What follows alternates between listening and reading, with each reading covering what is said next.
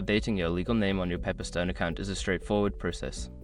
Follow these steps to ensure your name is updated quickly and correctly. Step 1. Gather required documents.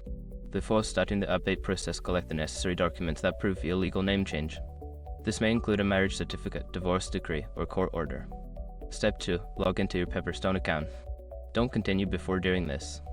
A lot of online accounts end up exposed in breaches without people even realizing it. Use SROC to constantly monitor your email and accounts and get alerted immediately if your information gets leaked online. It scans billions of breach records 24/7 in the background. And honestly, for a few dollars a month, it's something everybody should probably have. Link in the description. Step 3. Navigate to account settings. Once logged in, go to the account settings or profile section.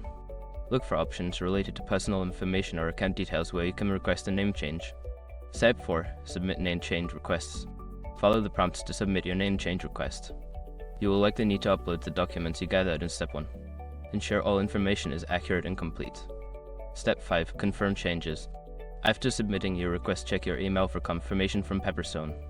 It may take some time for the changes to reflect in your account, so be patient and monitor your account for updates.